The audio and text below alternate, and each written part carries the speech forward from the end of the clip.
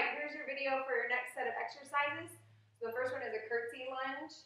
So what you're going to do is similar to the lunges I showed you in the last video. You want most of your weight in that front leg, but instead of going straight back with the back leg, you're going to cross it behind you into a curtsy position and come back up and just stay on that same side. So what you're looking for here is it's the same rules as a regular lunge. So when you step back, when you sink down into that curtsy, this front knee should still be at 90 degrees. It's just the placement of that back foot is going to be different. Pay really, and it's gonna work this outer part of your glutes, so your booty, and your big muscles in the front of your legs, your quads. But it'll start kind of targeting that outer section too, to give you that nice line, you know, between your front and back of your legs. And what you want to really watch for on these is when you're taking a step back, start small. So just take it a little off to the side, not very much at all, to protect that knee, that back knee. And then as you start getting to where you're more comfortable with them, you can really take it back and really cross back behind you a lot farther. But this will also help with your hip flexor flexibility as well. And then with all the lunges that we do, gradually work up to coming up to a balance. So coming up and balancing on that leg and never setting that leg down. It just adds a little extra burn into that base leg. So you're going to do 15 on one leg and then switch to the next leg and do 15. Then you're going to do ballet squats. So here we're going to get the inner thigh that you were talking about. So you're going to stand with your feet a little bit farther than shoulder width and toes turned out like a ballerina. Not all the way, but just kind of at a 45-degree angle about. You're going to stand up nice and tall, squeeze your shoulder blades together so you pull your shoulders back a little bit, nice posture, and you're just going to drop your hips down and back up.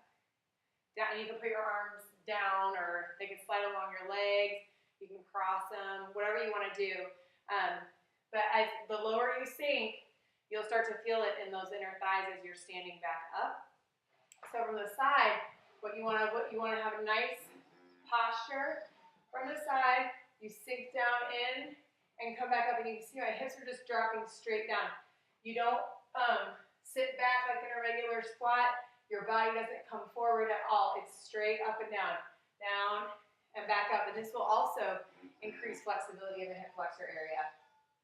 Then you're going to do 50 high knees. This is just marching in place. You can put your hands on your hips. You can move your arms, whatever you want to do.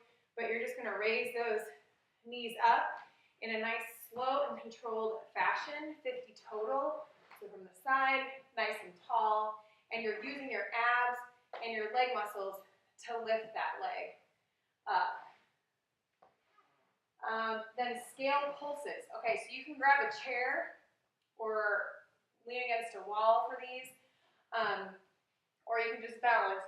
You're going to lift your leg up straight behind you. You're going to keep this leg straight. Lift this one straight behind you. Toe is pointed toward the floor. So you don't want to turn your hips out at all. You want the toe pointed toward the floor, hips square toward the front. And you're just going to do little pulses like this. So you're going to squeeze your booty muscles. Let me show you the leg that's closer to you. Squeeze those booty muscles. You'll feel all along the backs of your legs. Just little tiny movements. You can see my leg is not moving very much at all.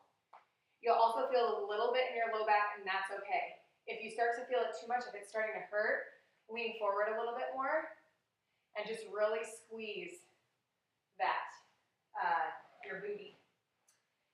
Then you're going to do single leg deadlifts per side. So you're going to stand, I'll show you from the front first, on one leg. Now it's easier if you, as you bend over, to put that leg out behind you. So start there, but you're going to try and stay on one leg the whole time. You're going to bend over, and try and keep that leg as straight as you can. Let your fingertips touch the ground. Keep your head looking forward, and then stand back up. And try not to ever put that foot down. As you get far, I'll show you from the side first. Okay, so this is what it looks like from the side. You're going to bend down, touch the floor, come back up. Try and keep this leg as straight as you can. A slight bend in the knee is fine. Again, you're going to feel that in the backs of your legs. As you get more comfortable with these and your balance improves, You'll do it with your foot almost in front of you. So from the side, see my knee is just bent and I have my foot flexed. And you're gonna bend over and come back up. It's harder to balance when you're not sticking that leg out behind you to counterbalance your body bending over. So work up to that. And then booty kicks. So similar to marching in place, you're just gonna stand nice, slow, and controlled. Lift that heel towards your booty. Try and kick your booty. It's gonna stretch the front of the legs and use the hamstrings to help you lift the backs of the legs, the muscles in the backs of the legs. So that should get you going on some of those muscles that you were talking about using. I'll talk to you soon.